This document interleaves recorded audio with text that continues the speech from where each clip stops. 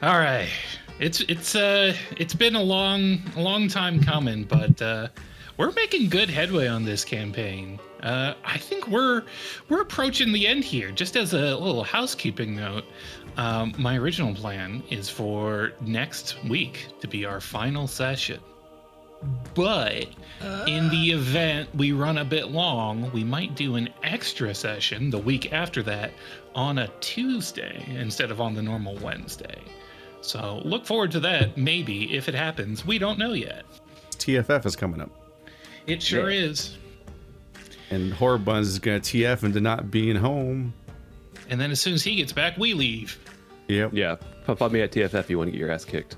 Yeah. Fight Horrorbuns at TFF. Defeat Horrorbuns. It'll be great.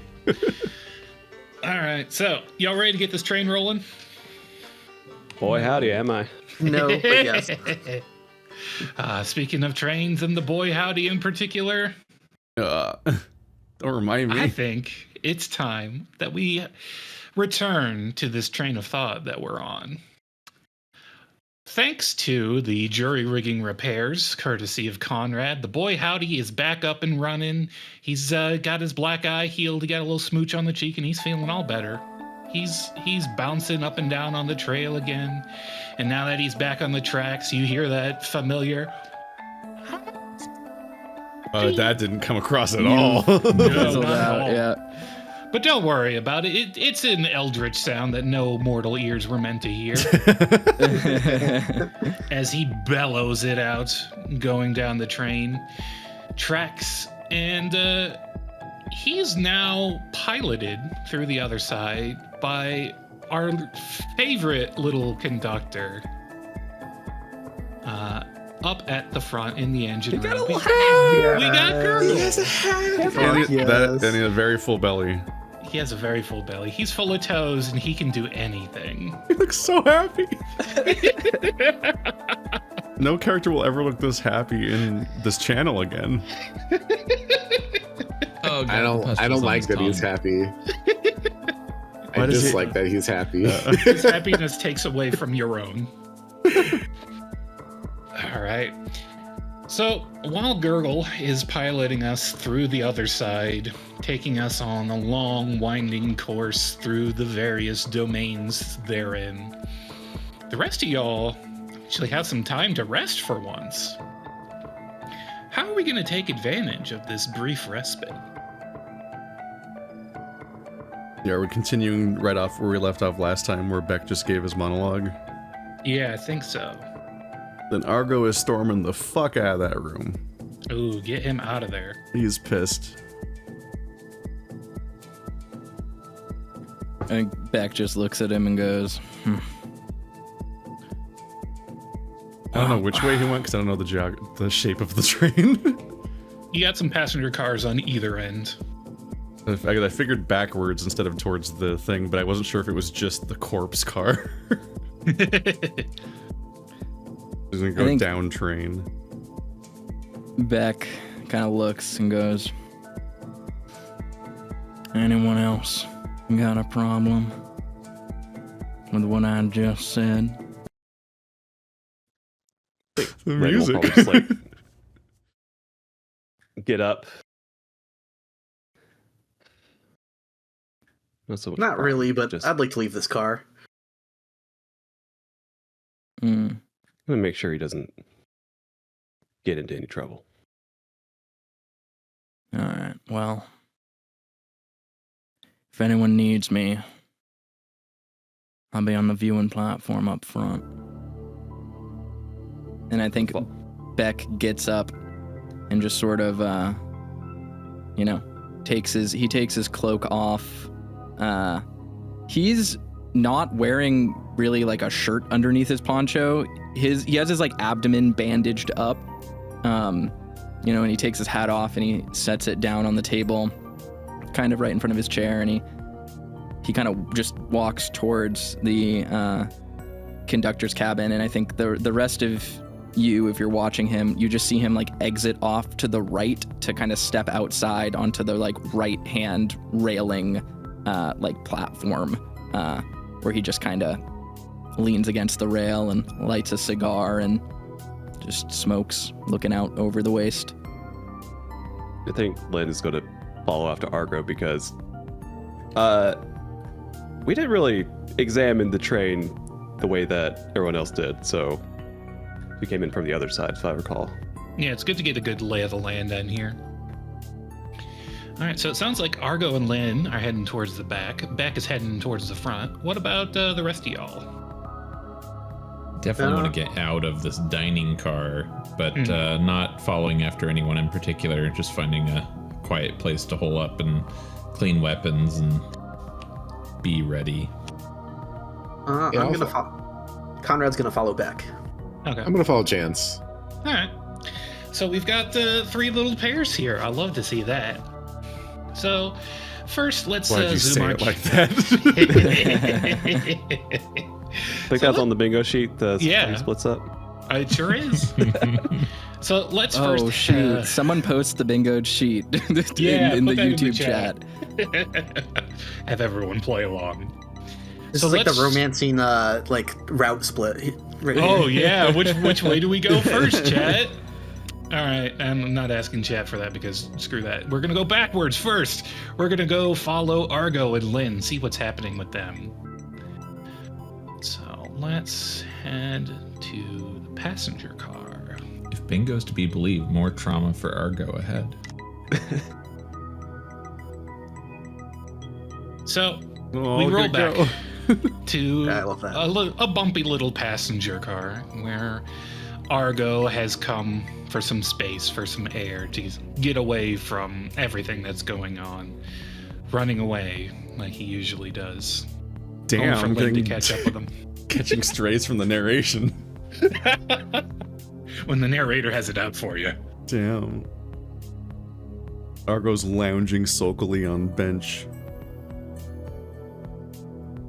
I think that, like, after just kind of searching the other passenger cars, Lynn just stops at the door frame, leans on it. The hell's all that about? The hell do you mean? What is any of that supposed to mean to us? What's the point? You got a tragic backstory, like that excuses anything? Not necessarily sure he's looking for excuses. Explanations maybe, but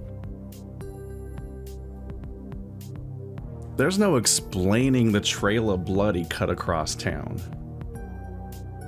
Hell, that vulture back there, that creature that just eats and never knows when to stop, how is he any different? I got a good look up close. He's exactly like Bucky. Bucky had nothing but hate left. And the moment it was gone, he disappeared. That's what we're dealing with here.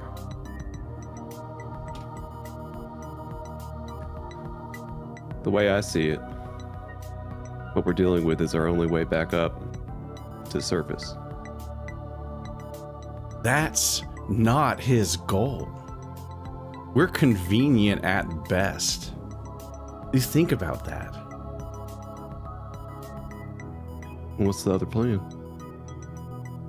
Just sit and wait for something to happen?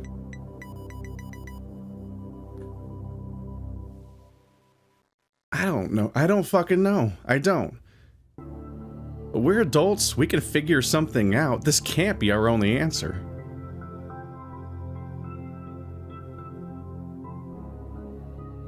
I think Lynn just like take a second to think about that.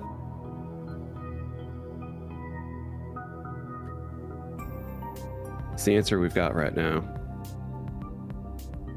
I don't like it any more than you, but it's an answer.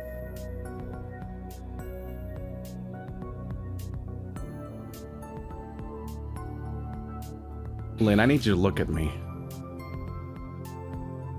He looks. I need you to be ready. Because the moment we're not useful to him, we're just as likely to be next. He's killed people for walking wrong. He's gonna need more than that little pea shooter to kill me. Sound exactly like Bucky. And that didn't work out. God damn it. Look, I'm sorry, okay? I'm just pissed off because this fucker comes into town, shoots my friends, and now I know more about him than I do you. And I'm the one that put you in this mess. Well, you know a bit more if you were actually paying attention. Know a bit more if your thighs weren't the size of my fucking torso. But that's the thing. I'm not worth it. You should have left me behind a long time ago.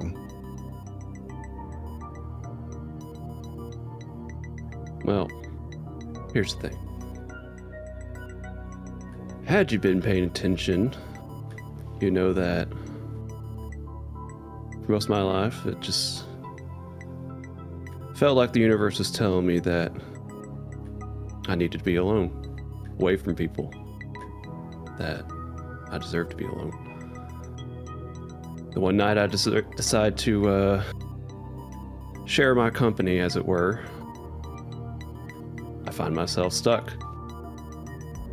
Alone wasn't an option anymore, so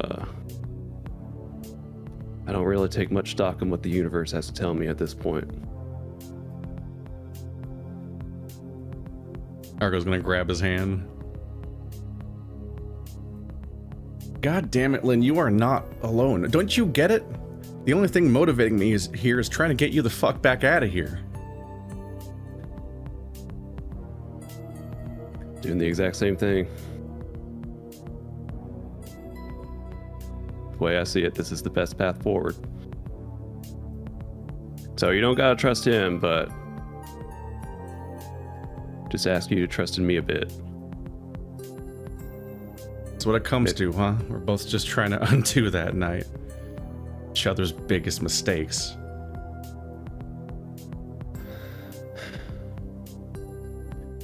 What's done is done.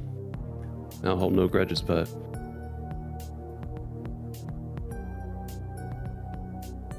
want to Lynn? figure out what all this means.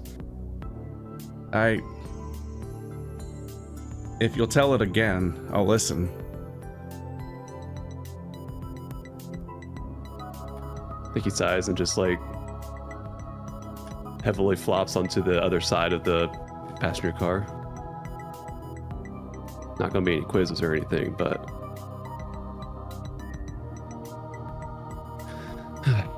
here goes. You ever hear of Dos Corrientes? Of course I haven't. I think that would be a good point to like just him just recapping everything that he said that night.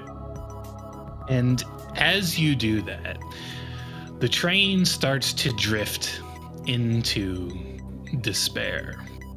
The memories you call upon as you are recalling this story begin to swirl in the air, taking shape in the billowing fog outside the window. Wait, what the fuck does that mean?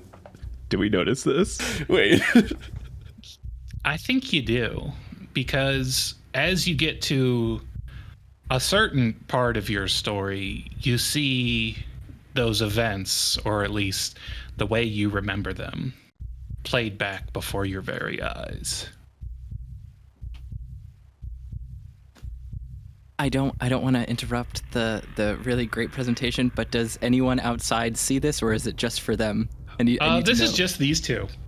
This is just for them. Perfect. Okay, Yeah. Wonderful. Thank you. What the fuck? You hear that, audience? This is not for you. This is a private, intimate moment. How dare you intrude? Wait, that's not Dax's drawing, is it? That's oh. This is how you remember it. how you remember that thing that was latched onto him, taking a bite from his neck as he recited those words that he scolded you with earlier in the day. Give me a spirit roll for Lynn. Is this a fear roll? Yeah, this is a fear roll. Okay. So wait, how do I add +2 on? We can just do it in our heads. All right.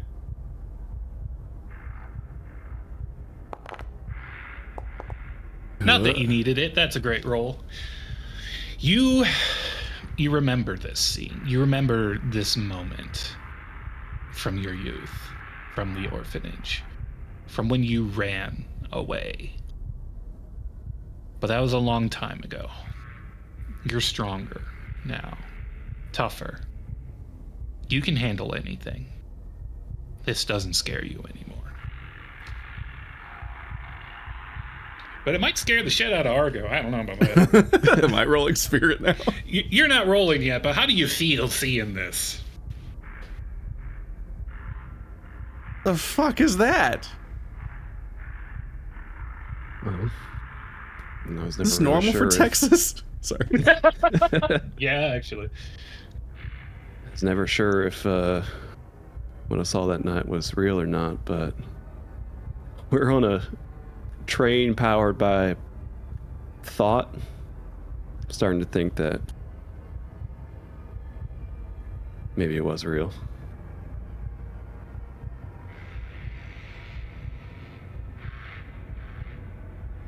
It's like everything you thought, every scary thought you had at night turned out to be true. Fuck is happening anymore?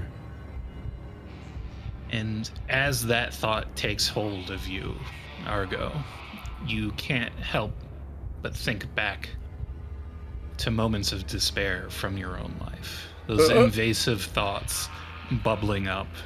You can't keep them inside.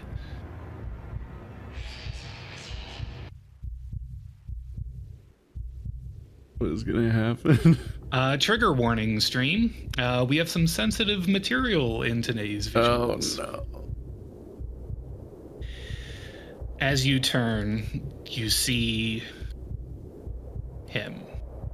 There he hangs, still as a stone. The crowd gathered around him gawks, muttering about his crimes, his supposed crimes. They think he deserved this. They don't know what really happened. How effectively you set him up to fall. Argo launches backwards. As you stumble backwards, you notice this same scene is playing out in every window across the train car. No, no, no, no. He lays on the ground. He's just on the floor, hand over his head. Give me a spirit roll for Argo. On the back of his collar, you see a sun.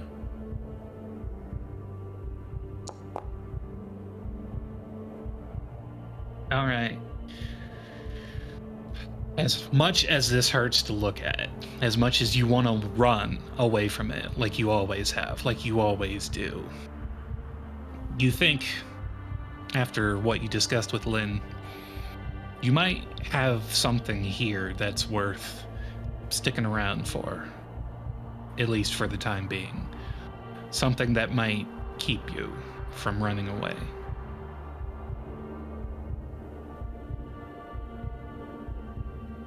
Why the fuck is it doing this to us? Do we specifically know that we're going through this fair? I That don't was know. mentioned in the route that was discussed. You might have a pretty good idea after this. In fact, you can give me a, you don't have a cult, do you? I do not. No, you can give me an untrained skill roll. I'm gonna do that Yeah. because it's funny. It's funny to me. No, unfortunately, you don't know for sure what's going on here. where you are. But this place See if seems to these like two fucking with you. very dumb people can put this together. Cause a sick pervert that gets off on our trauma. You heard it here first. It's so good. I think that at this point, Lynn is Look what you did. You gave them anxiety. big paw on your shoulder. Comforting. Take it you were running from this too.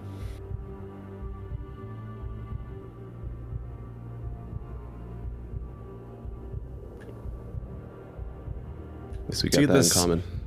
See this sun on the back of my collar? I put it there as a reminder. Never look back.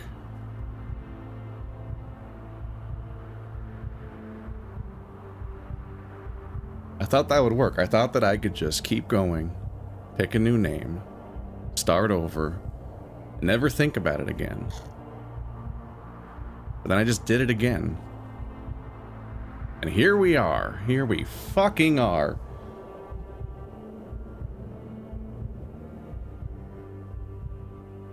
Well, there ain't no running from this one. So why don't you follow your own advice and we'll keep looking forward. Eyes forward, huh? Argo takes off his eye patch and throws it at the window. Argo, you notice it's been a while since you've removed your eye patch, but you can't see out of your right eye. Oh, that's not good. No. Is there a mirrors? What does Lynn see? Lynn, you see the milky, glossy sheen of an eye that's been blinded by something or other. Maybe glaucoma, maybe an injury. You can't tell for sure, but it is certainly a non-functional eyeball.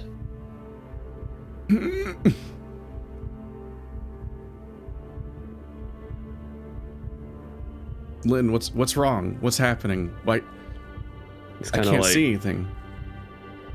just kind of points at, like, wags a finger, gesturing to your eye. How long has this been like this? What? No, the eye patch was an act. What is it?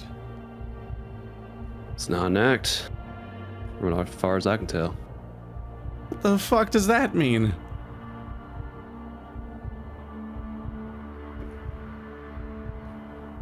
How reflective is the window?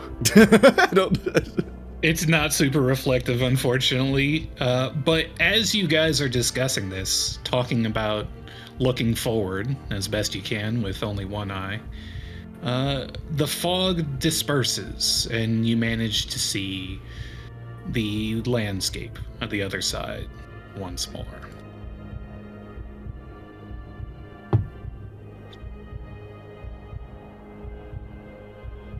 What did it do? I think it's more about what you did.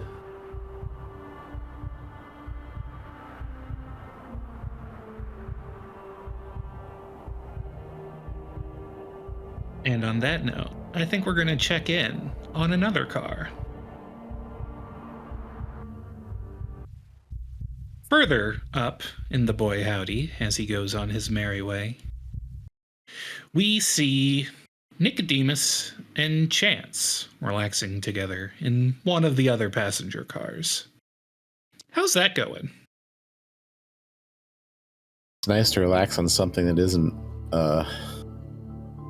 making noises, living noises. I think it's still making living noises, but I get your meaning. Thankfully, you're far enough from the front that you can't really hear it too bad back here. Nico's ears splay back. Don't say that.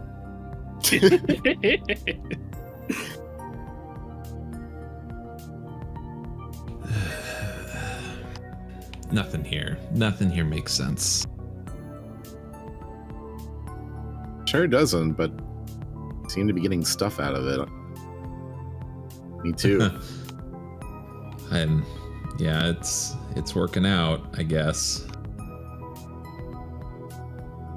You made a deal with the witch, didn't you? That obvious, huh? She's not a very good winker. She's also not very good at poker. Yeah, it's incredible. It's what I've always wanted, to have power, to fend for myself, to not feel like I've got to run away from everything. But I'm not sure if it was worth it. Maybe Beck's right. So this is a new feeling for you. You think I'd always be running from town to town if I felt strong? Well, you seem to have a great deal of luck on your side. That's something. Oh, I've never really been lucky. Always had to make my own luck because could never count on it to work out the way I expect. Really? That's not been my experience at all. You're Chance moves his thumb a little bit and a card flicks out of his sleeve. You gotta make your own luck. Can't count on just the whims of things to get you by. take the card and put it in my hands, and I look at it. It's an ace of hearts. Oh. Sorry, I'm just thinking a little,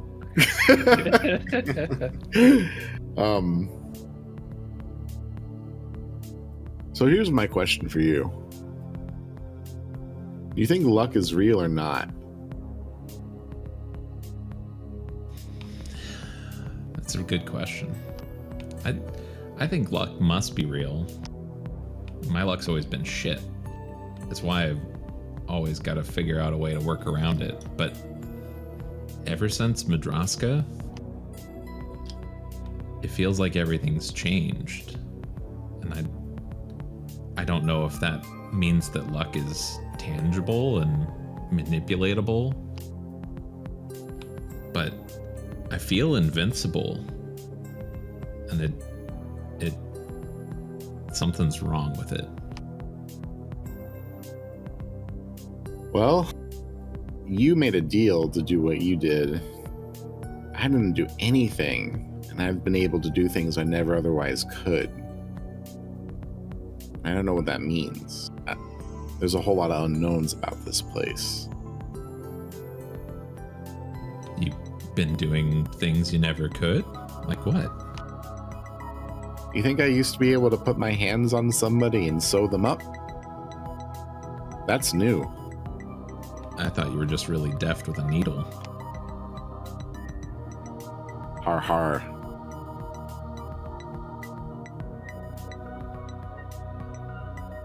No, there's something out here. There's something about this place. It's making things go all sorts of wrong. Or all sorts of right. Guess that's Now- one way to put it. Now, Nicodemus, as you're pondering on the way things can go wrong, even with your best intentions, you think back to a formative moment from your youth when your best of intentions didn't turn out very well. And as you think about this, you can feel the atmosphere of the other side prying into your memories. And soon the fog outside swirls and coalesces to show you a familiar looking scene.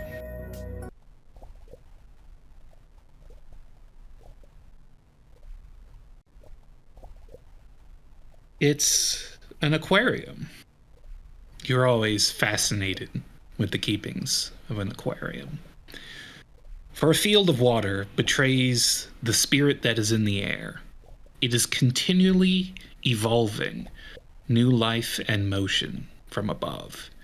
It is intermediate in its nature between land and sky, teeming with life in so many forms. Do you remember this fish tank, Nicodemus? Here at it, and I think there's been so many boxes and so many pieces of life that I've put into them, that I've watched, that I've seen grow. This one doesn't strike a chord. It's almost like something I don't want to remember. The lights that dance across the different scales, the billowing plants, the bulbs. It's almost like something I deeply, deeply miss, but I don't want to remember missing. As if to jog your memory, a spot of red dashes into the tank from above. And soon that red starts to spread from one fish to another, until eventually it engulfs them all. As new life is added to this sanctuary, a poor, destitute little thing teetering on the brink of death. You tried to save it. None are spared. You just ended up making things worse, didn't you? What made you think you could play God?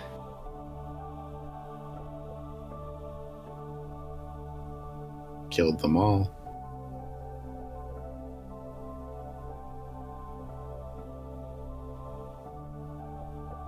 It was just one little guppy. Swam kind of funny. Felt bad for it. When you see something sick, even if something as small as a fish, you want to protect it. You want to put it somewhere that can make it better. Everyone's sort of like that. We all get vulnerable. We all need to be taken care of. But when you save one person, or when you try to save one person, it usually doesn't kill everyone else. Give me a spirit roll for Nicodemus. Should my spirit be 12 now? You raised it to 10, and okay, so it's at 10 now.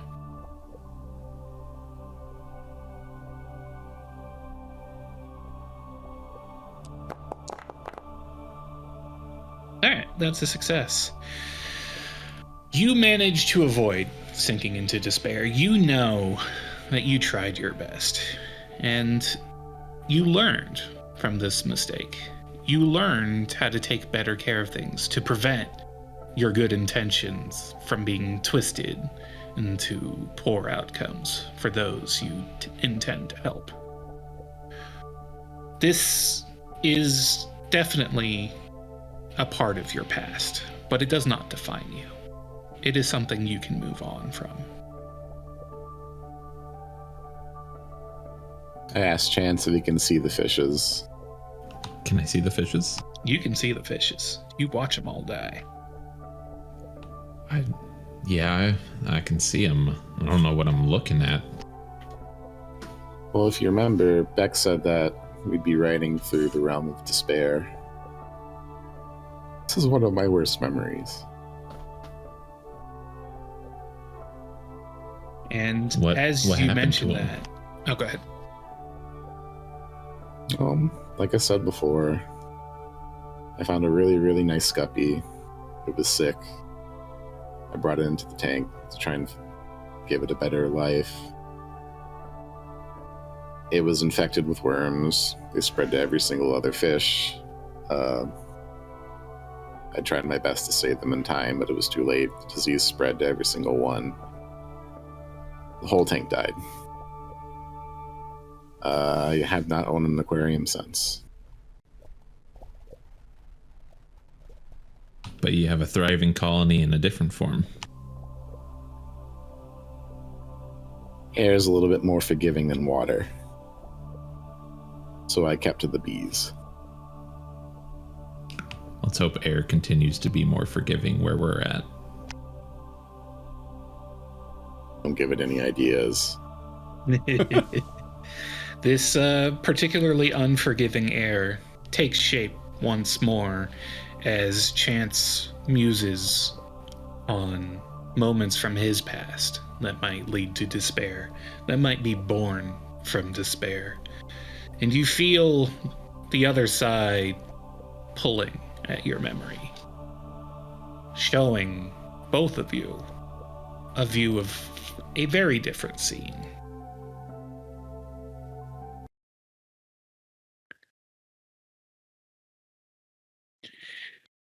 You see yourself when you were younger, not that much younger, but you honestly look older. You feel older. Just looking back at this scene, you can feel the ache in your bones, the death of your soul, the drudgery that you thought you would be consigned to forevermore back at the factory.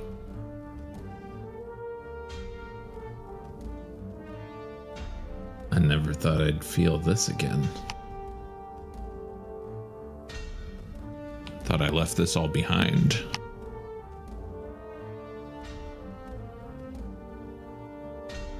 Give me a spirit roll for Chance.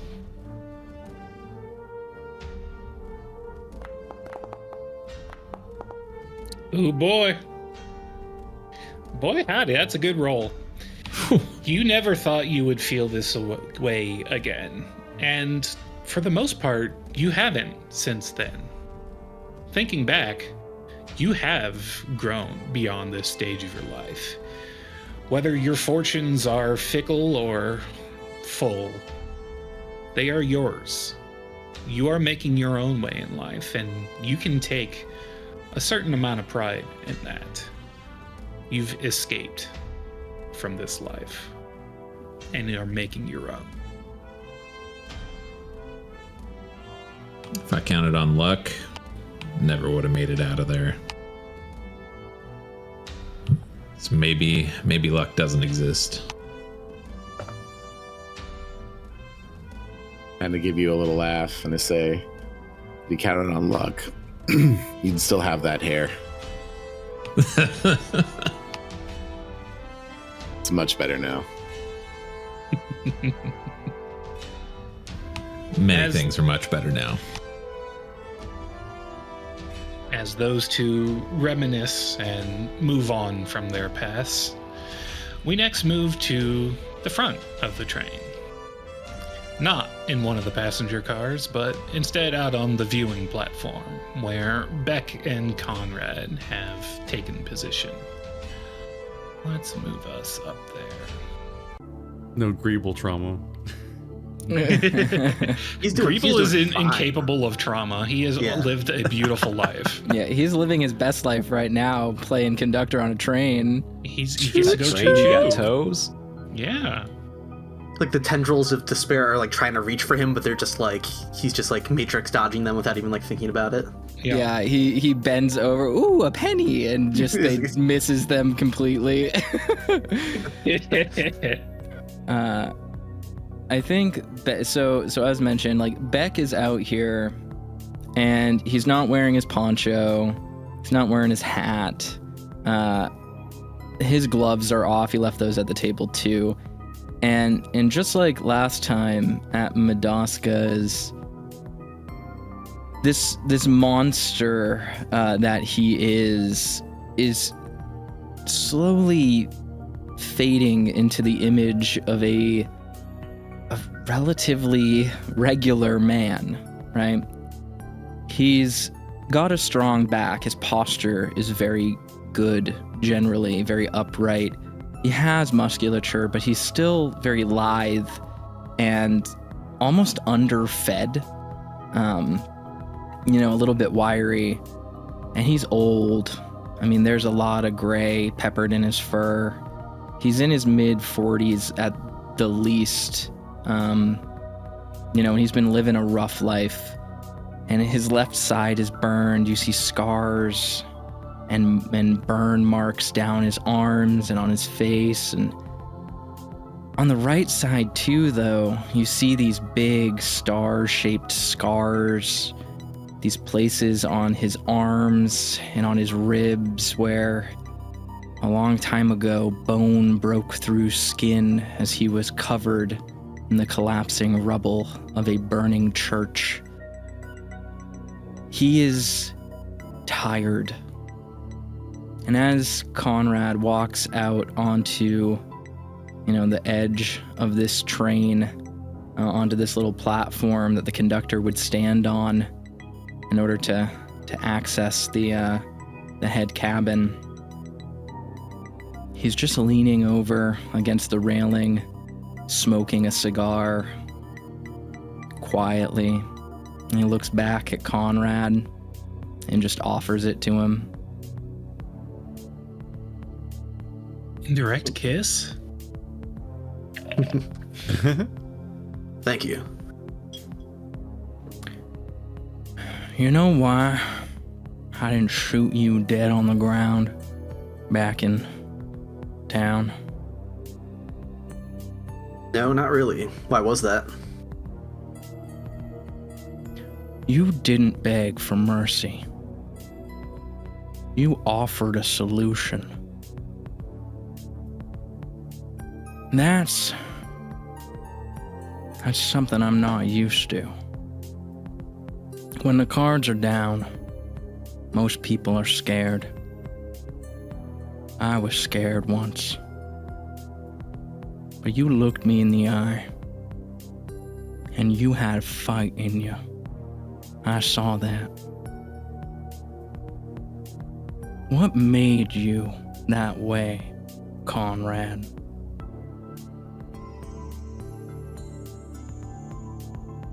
If it happened a couple years sooner, I probably would have been begging for my life, but I found myself in a situation where I've been running, I've been hiding, and I'm tired of it. I spent the last 2-3 years not being able to sleep at night, to always having the same nightmare every night, and it sucks, but when everything went down back in town, it just sort of felt like things needed to change. I couldn't keep living that way anymore, and I'm done. I think that's all it really comes down to. I'm tired of running.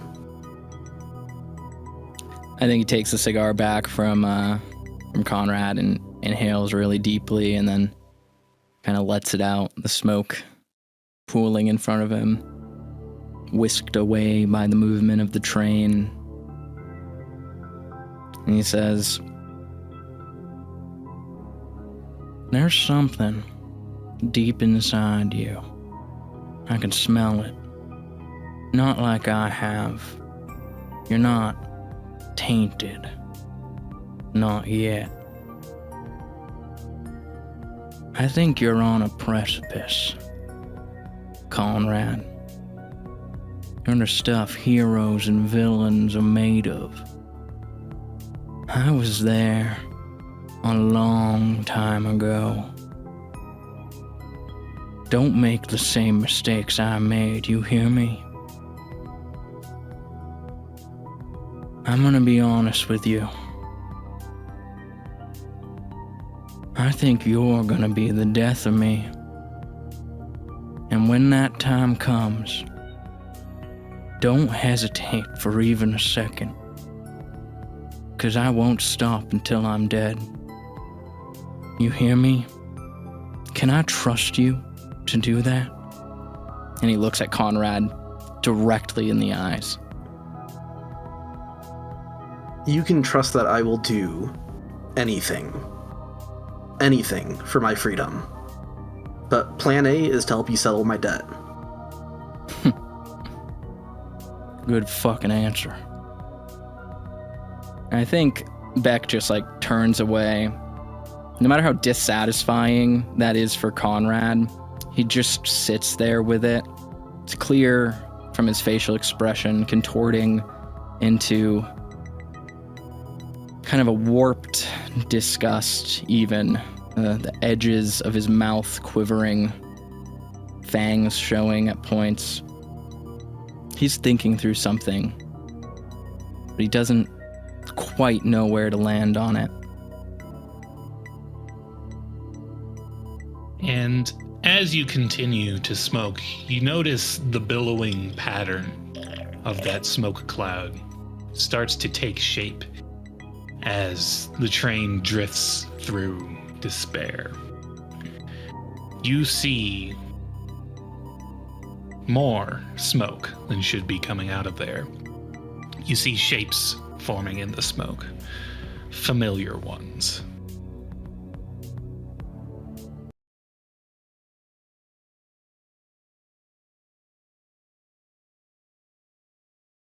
You see the burning of the commune, the fire at Pitch Quarry.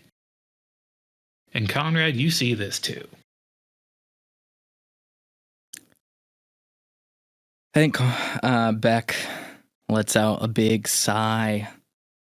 Unlike those who saw their memories before them, Beck is not shocked by this. It's something that he's been living through for 15 years. In a way, it's like an old friend saying hello, this memory that wells to the surface. And just says, this night never ended. Not for me.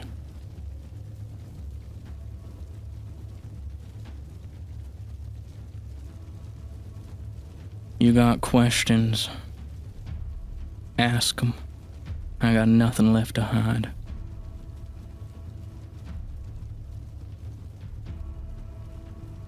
I don't know that I have any questions. What happened to you there was horrible. What happened to me there was a long time coming. What happened to everything else? That's what was horrible. I had a chance, at one point, to turn away from all this, from this life I'd built. I knew what the others were heading for, I just didn't want to see it.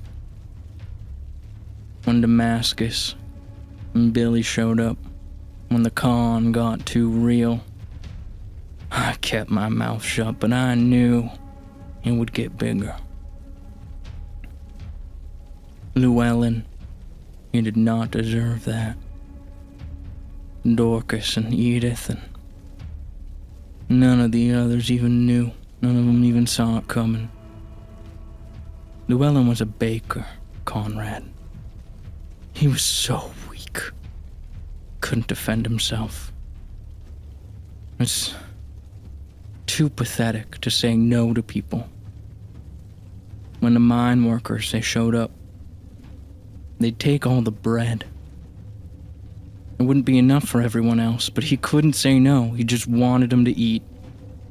All he wanted was to cook for people, Conrad. I helped him. I made sure those mine workers knew he was under my protection. He burned in that tavern. I heard his screams. I heard him beg me for help. The last thing he said was my name. Do you understand what that does to a man? This burden of strength. I didn't even get to Edith in time.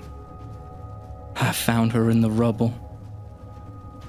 The glass from her glasses had popped her eyes like chewing gum. And Dorcas, I had to dig her body from the wreckage of her home. There was hardly anything left. I buried her in the cabbage fields that her father tilled before her. They were her life work and he destroyed it. This life I live is not a life, it is a curse. This is not a gift from Erebus, my quest from revenge. It is my sentence. And I think he looks to Conrad and points a finger at his chest and pokes him hard. And he says, settle your debts before they come to collect you too, Conrad. You hear me? Do not live the life I lived. Give me a spirit check for Beck. You're good at those, right? Yeah, no. No. Competence. Ooh, nasty. He's gonna Benny that. Yeah, it's still not good. Sure isn't. It's fine, he'll take it. All right. You are shaken from this vision of the past. It's not new to you. You have night terrors all the time, thinking back to this moment. And this is just yet another one. The only difference is you're awake this time. And Conrad is here to see it with you. Is Erebus anywhere? As a matter of fact, yes. As you gaze out upon this scene, you see Erebus standing at the foot of your particularly long and heavy shadow. He is also looking out at this scene, surveying it as if it were his prey. This thing, this parasite called divinity. I would kill it if I could. What I saw in that church defies reason. But there I learned whatever gods we pray to, they have nothing but malice left for us. Erebus wanted a name, and still his hunger gnaws at my bones. He'll come for yours too, if you let him smell that possibility. Do not get intertwined in the fancies of the gods, because this world is a wheel that turns and we are but spokes upon it, endlessly stuck in this loop.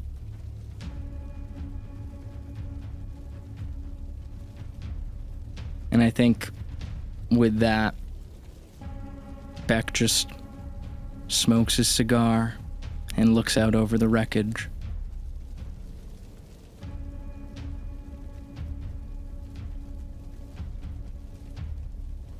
As the fires burn, the tiger that walks with you turns and for once sets his eyes upon Conrad. And Conrad, you feel him probing you, as if seeing if you might be a proper vessel once he's finished with this one. You feel a twinge of terror run up your spine, briefly lapsing your concentration and giving purchase for the other side to dig into your subconscious and make manifest the seeds of your own despair.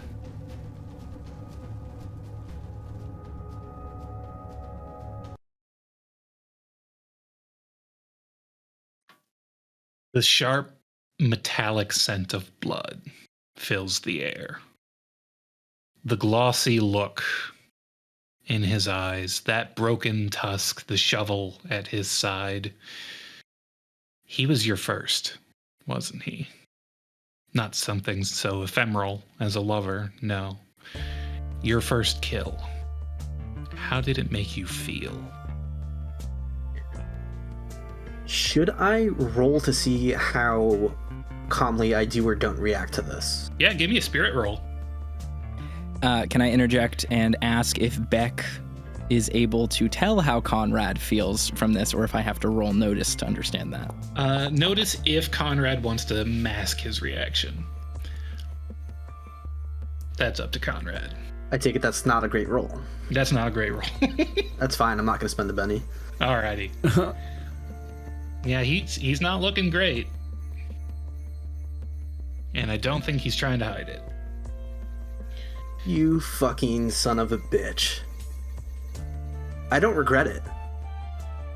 The only thing that pisses me off is how you still managed to keep my freedom from me after you were fucking dead. I would do it again if I had to. But I don't feel bad about it.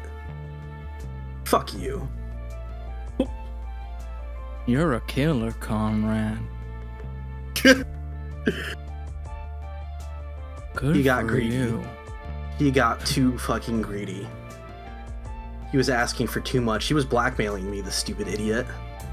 And he just kept asking for more and more. And he thought I would just keep nodding my head and go along with it? Get real. Pathetic loser. I think Beck got turned on. Oh no, now we finally know. I don't know what does it for him. Beck definitely is smiling at this. Oh no. He feels a This is kindred flirting. spirit. This guy treated everyone like absolute shit. This fucking psychopath. But once he had leverage over me, I was his target. And he just wouldn't stop. God damn it. Good for you, Conrad. Standing up for yourself. Standing up for those people. That's brave. If you saw what led to this moment, Beck, you wouldn't have asked for my help. It was fucking pathetic. This wasn't, I think he fainted. I didn't even hit him that hard. I mean, granted, I was pissed off. He caught me surveying a plot of land. He was asking for the cash that I owed him, that he was demanding of me. So I just gave him a whack with the shovel. I broke his tusk. There's no way it was hard enough to give him a concussion. I think he fainted and he fell and hit his head on a fucking rock. God damn it. I think And like Beck's- I said, I don't regret it. I just regret the way that it happened. Because I was hoping to buy my freedom. I was going to send him a signal that he needed to stop doing what he was doing to me. I needed my freedom back. And it backfired. I'm lucky I didn't get caught. That was through no preparation of my own. I think it's just luck, circumstance. I wasn't planning a murder. I was just planning to break a few bones if I had to.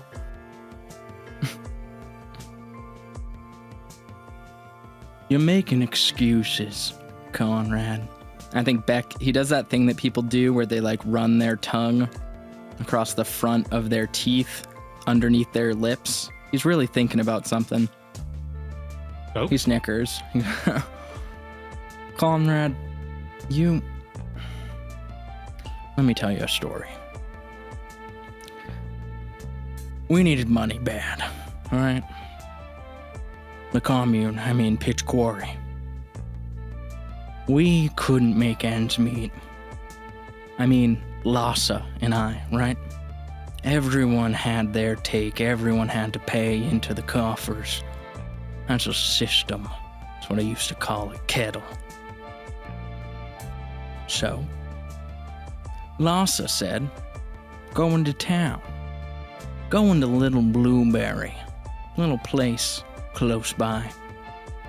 Go to make a big withdrawal. Now, them bankers in the frontier, she said, they don't know nothing. They don't got smarts. I was worried. I said, Lhasa, Irish bastard. What the fuck are you thinking? We robbed that place blind. We blow open the vault. We kill everyone, we leave no trail. And she said, no, Beck, you stupid fuck. You go in, you ask to make a big deposit. You say a name that sounds fancy. Say, oh, we're Lord Worthington, here to make a withdrawal.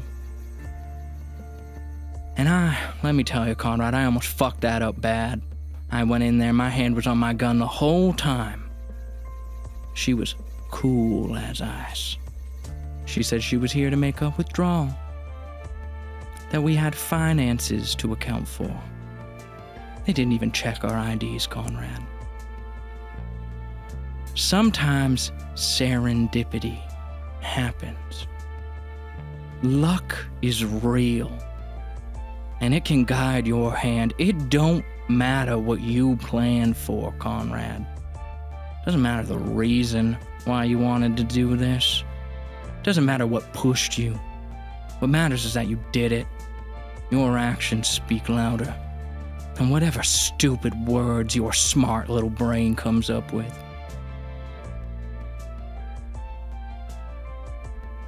You're strong. You realize that, right? He hands him the cigar.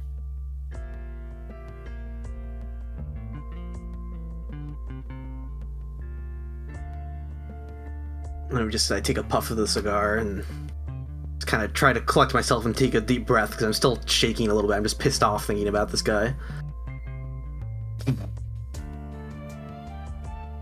Go on. Tell him how you really feel. You never got a chance to, did you, before you killed him? What better time than now? Why else would this fuck-awful shithole show you this? I think what I regret most is not taking a moment to piss on his fucking grave. Ain't that right?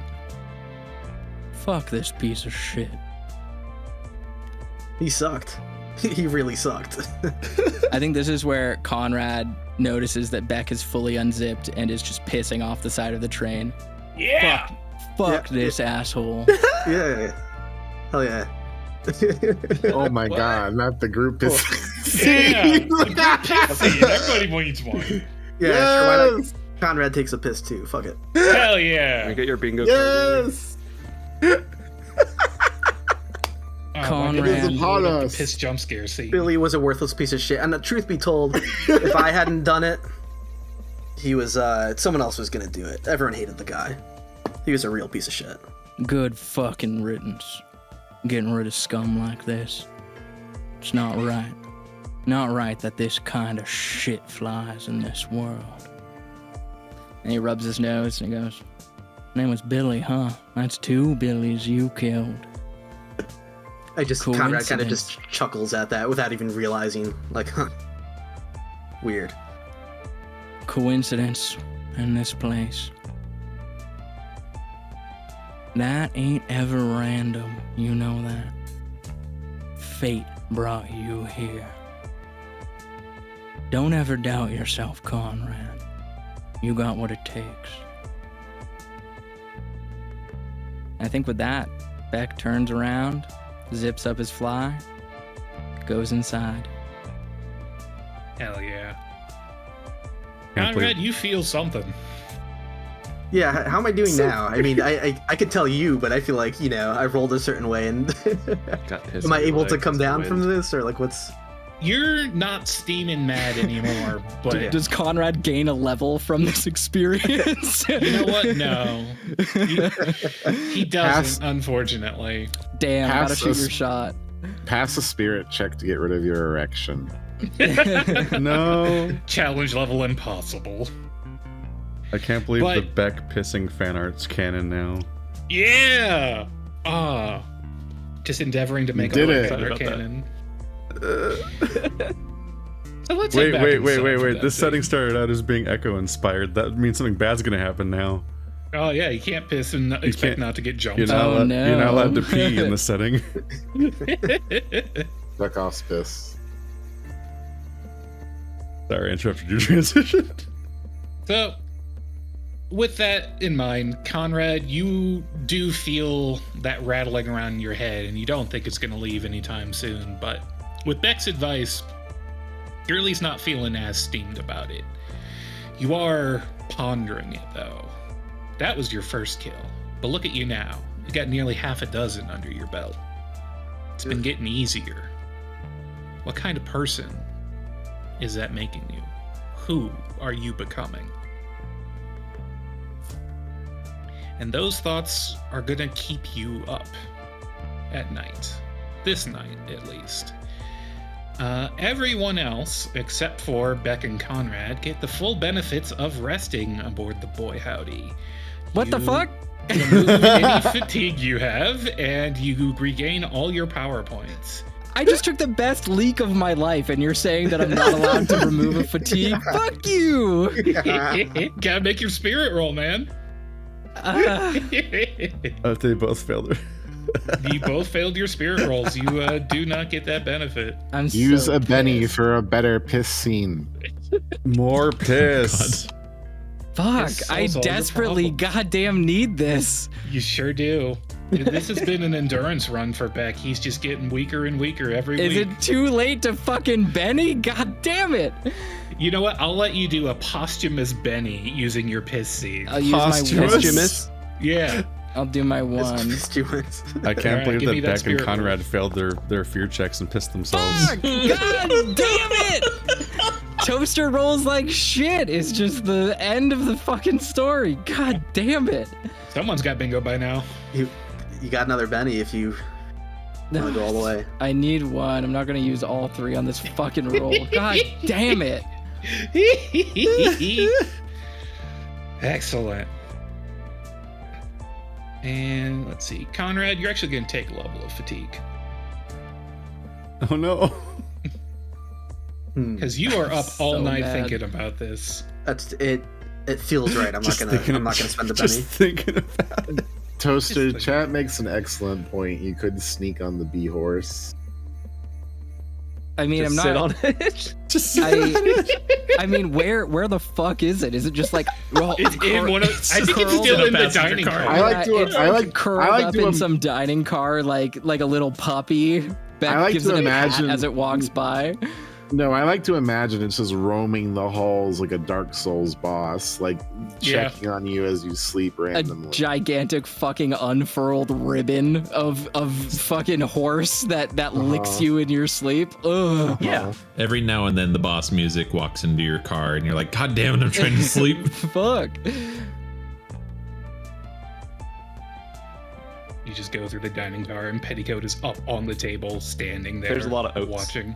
Yeah, he's got oats to eat. Yeah. It's on the ceiling. To be clear, I do want to make this canon. Like Beck like walks back in through the cars. At some point, I'm sure he walks through them, sees Petticoat, and his entire reaction is, "Huh, never seen that before." It just keeps going.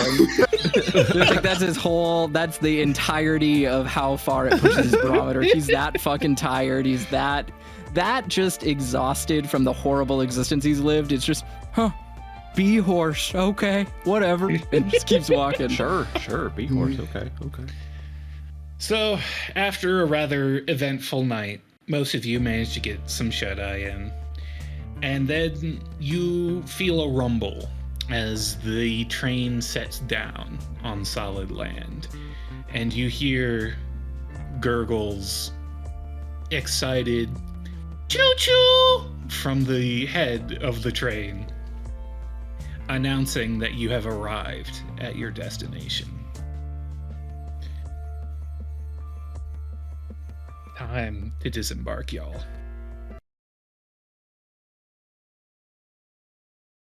I will miss the safety of the train. Train was nice.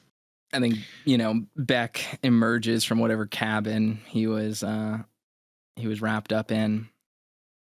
He's like newly bandaged, or at least you've noticed that like whatever blood stains or damage that are on the bandages have like moved to a different location. Like he had undressed and like washed himself in the cabin and now has redressed himself. He swings his poncho over his shoulders, clasps it, puts on his hat. Does Beck recognize what domain they're in right now? Give me an occult check. Great. I hate that. Can I give a focus instead? No. Fuck you. All right, never mind. This was a good one. Yeah, I got that one. All right, that is a success. This feels like you have entered the domain of decay. It feels similar to the aura that Barbados' standard was placing upon the town of Southpaw, Gotcha. but much greater. I think Beck, as he kind of enters like the hallway in front of all the cabins that everyone is sleeping in, because I presume we're sleeping relatively close to each other.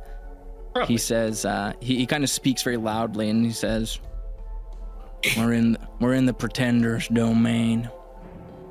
Decay is nothing but hunger for fungus.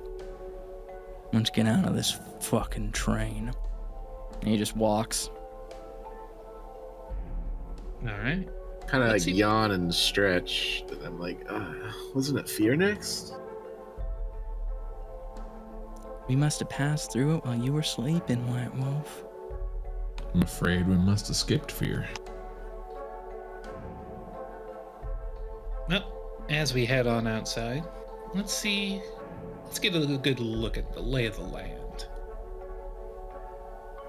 As Beck disembarks from the train, and the others after him, no doubt, you see a large tangle of thorny briars with eyes growing like grapes on the vine, each of them encased in a set of lips. This ain't fear. Oh, just fucking rub it in. This could be fear. I've encountered these things before. Pay no mind to the things they say. Heeding their call will spell disaster for all of you. No matter what they say, do not meet their gaze. You hear me? So to summarize, kinda don't do hard. it for the vine. Oh. Alternatively, do it for the vine. I think Beck You might get an is- Xbox. Beck is surprisingly, despite his exhaustion, very surprisingly alert, I guess. These things have put him on alert. And he says, Yeah. that was not a rhetorical question. Do you hear me?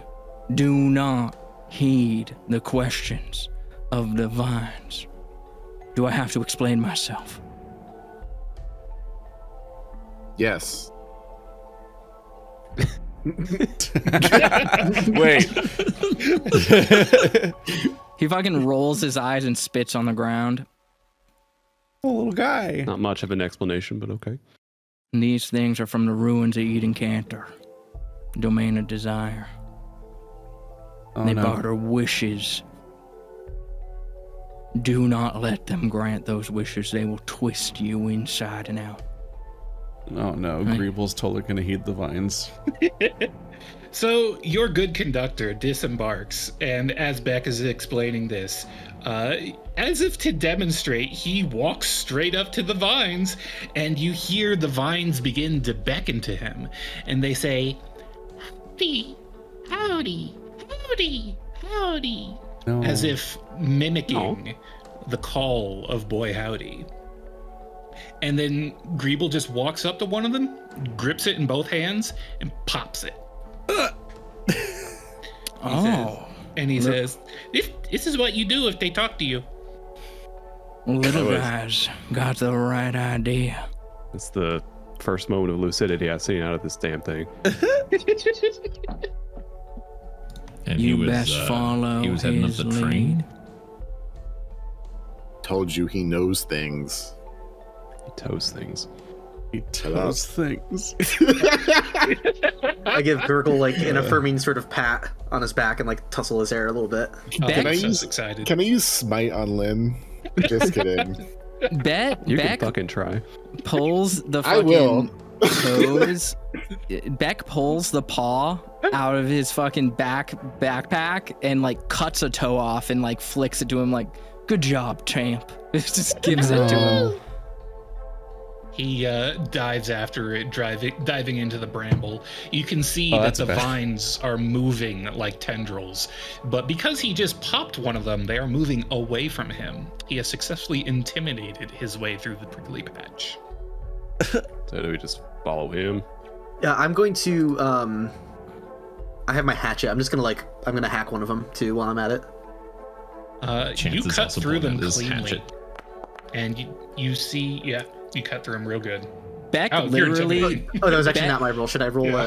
You don't need to know. Okay. As Beck walks into the sea of bramble, he literally just growls at them. Just goes, and they part in front of him. They sure do. Excellent. So following after Gurgle, he leads you through the briars. It feels as if he knows exactly where he's going, like he's walked this route a million times before, even though there's really no landmarks to guide him. And following after him, eventually you see him approach a large figure that is standing in the bramble patch. Beck wanted to ask him a question. Yeah, you can do that first as you're walking along. As Beck is walking, he goes, I thought your domain was hunger. This decay. This new to you? I don't know. And he goes, there's a toe in it if you answer truthfully. Farm. And Farm. I'll know if you're lying to me. You know that? Farm for Barbados. Imported. Toes. Eyes pop. Decay juice. No. Like wine. No, hold. Ew. This place. This belonged to my spirit. You hear me? You know. When did this Barbados appear? Give me time. Topside time. Sons? Yes. Sons. 1 hand's worth. How many fingers does this thing have? Beck hands him. Beck just literally throws him the rest of the paw. The paw's gone. He devours those toes straight off the paw. He seems to like them way better when he gets to suck them off the paw. Like grapes off the vine. Look, the closer the toe, the sweeter the foot. As Beck watches this, he says, you keep up like this, you might have a place in the court of hunger. You hear me? A promotion and advance. You know what that means? More toes? Ain't that right? This is a very happy goblin. He's just living his best life. He sure is. He is swollen. Beck with just toe turns juice. directly to the camera, says, a promotion, an advance. I'm out here. Toaster's out here shooting his shot. We need all the help we can get. I'm 100% Team Gurgle. All right. So now that Gurgle is fat and happy, fed and eager to lead you through this patch of viewing, he leads you to a large figure that stands alone out in the brambles. John Bramble-Patch. It looks similar to Gurgle, but a good deal larger and wider with 4 big arms. The unit. This big unit of a goblin doesn't move when you start to approach it until Gurgle reaches up and taps on it. And the creature just lets out a guttural grunt of acknowledgement and then reaches over to hug Gurgle. No. Aww. And Gurgle explains, Think? Walleye! Walleye. Beck mutters, repeats, and says, We are here in the retinue of emissary Gurgle. By law, we are given safe passage. Give me a notice check for Beck. Let's do it. It's gonna suck balls. Sure is. He's just staring at you. It's gonna suck eyes. He sure ain't just staring at me. I got a 4. Fuck you. You got a 4. On second glance, you realize he doesn't have ears. Oh. Beck's like just face palms. Like, fuck. You speak to him. Let him know. He's speaking to Gurgle, obviously. Gurgle grabs the big guy's hands, 1 of 4, and starts drawing in the palm, like making a little walking man sign on it, then pointing to people visually as the lazy-eyed creature seems to nod in understanding before he stands up to his full height and begins to trudge through the vine patch. It parts very rapidly before him. After the big guy. How tall is he? He's extremely tall for a goblin, so like 6 foot. All right. So following these two, you eventually move past and through the bramble patch, starting to see signs of civilization in a small valley beyond it. You see buildings of a sort. They're stacked oddly atop each other, very ramshackle. We all know what that music means. We know this exactly what's here. aneurysm? Hell yeah, let's go. And Music.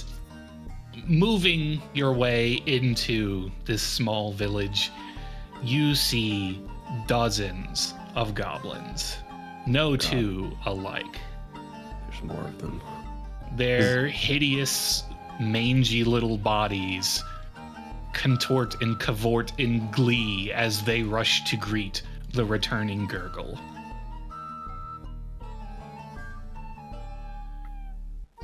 It's kind of cute. It sounds like that podling thing I was fast forward through. Beck with is too just many wind fully instruments. unfucking phased. He does not give a shit Oh, look about at what is him. happening. Oh, that one's kind Oh. of cute. Stripes so are goofy. a good character design thing. Everyone who can have completely horizontal stripes like a t-shirt is just great in my book. Just stripes, giant eyebrows.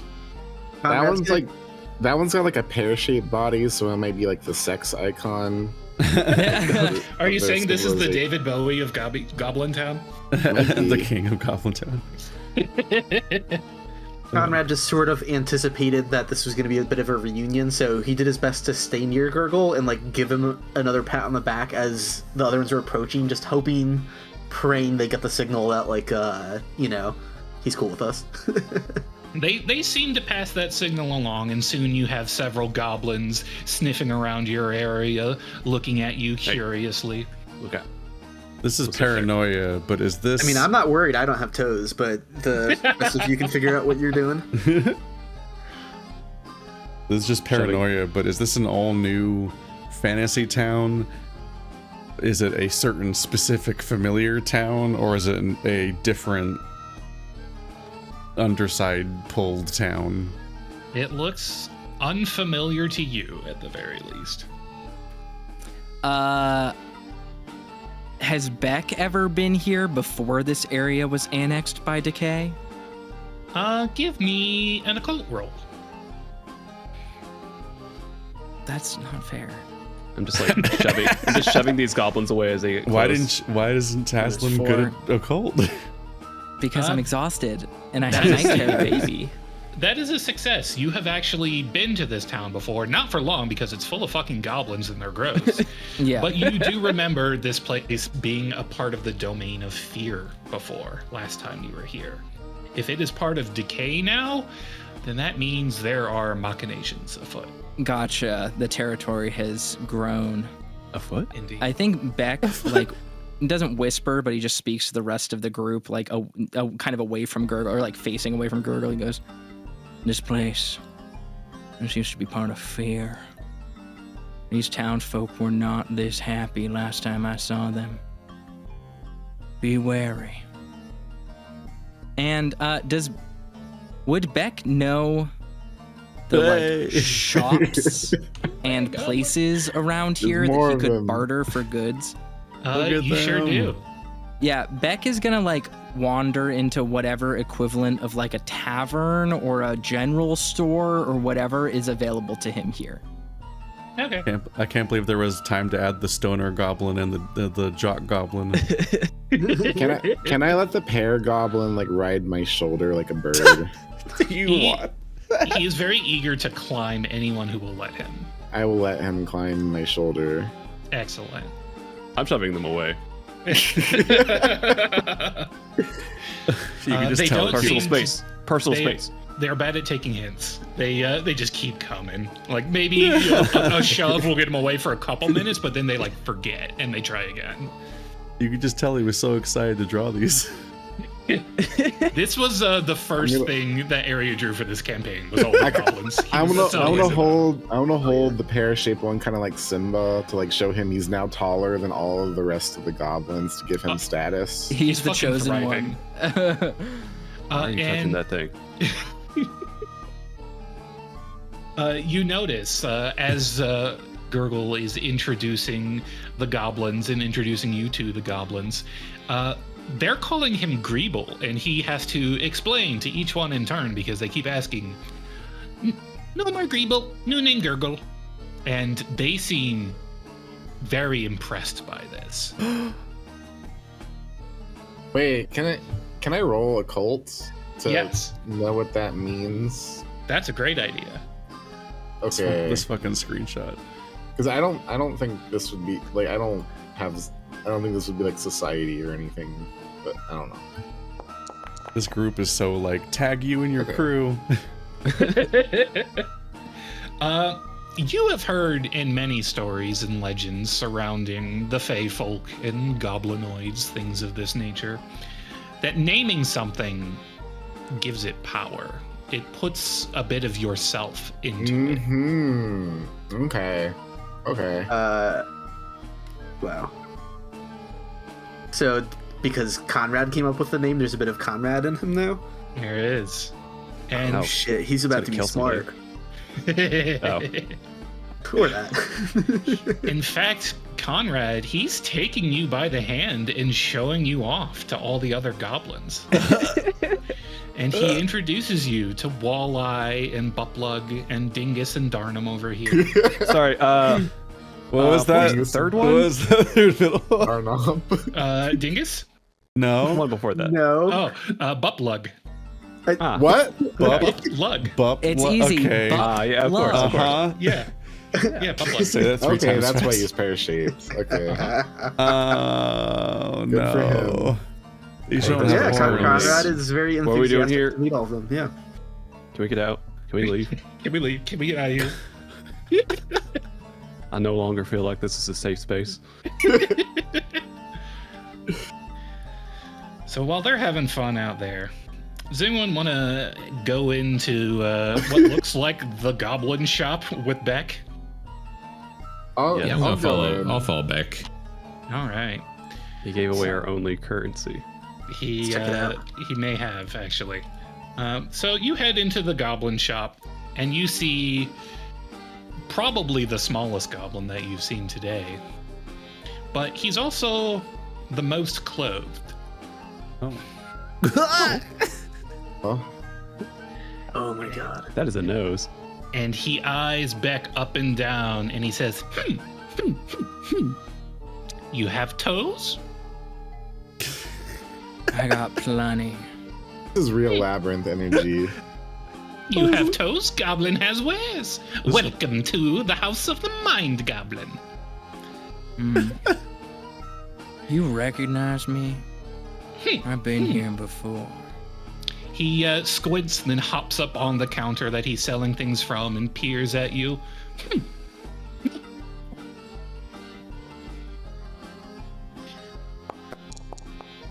I think he might have cut out. Beck grabs God. him. Beck grabs him by the collar and pulls him down, snout to snout, and goes, "Then you know not to fuck with me. You'll take my coin." You are correct. And he hops down and starts showing you his wares, very, very enticed by your offer of not murdering him.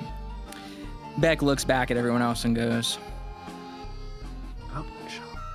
"Believe it or not, they're craftspeople. You can find what you need here." All right. I don't believe it. I believe Goblin it too has much. wares if you have toes. It's true.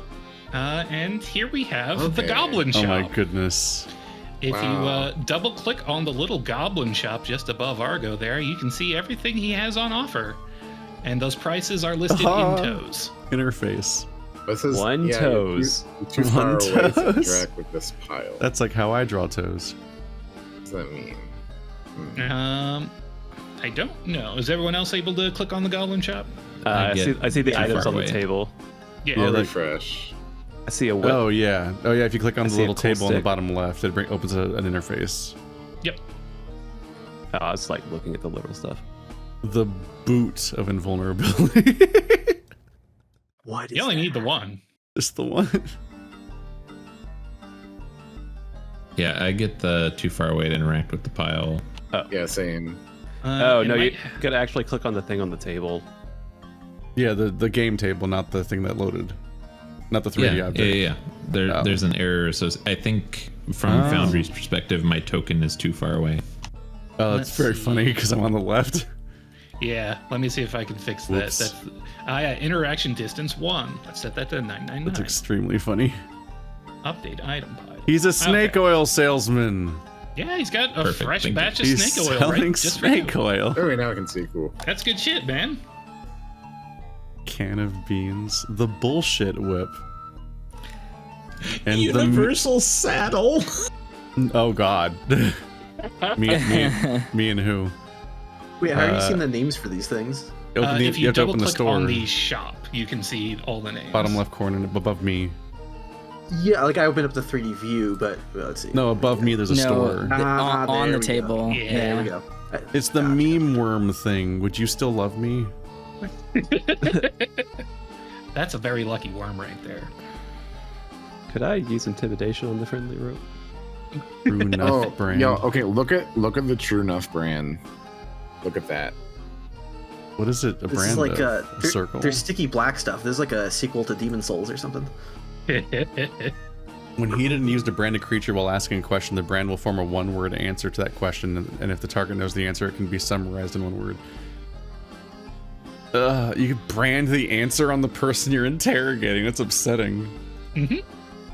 Oh no. And as we're looking over these items, I think we're going to take our break here. Haha. I Let's have just- to pee so bad I'm gonna die. Same. Maybe Piss on Billy's ghost Gurgle- again for me. Maybe Gurgle likes branding. All right. Do you think Dingus and Darnum have explored each other's bodies? With that, Keith is getting muted. Finally, I'm free.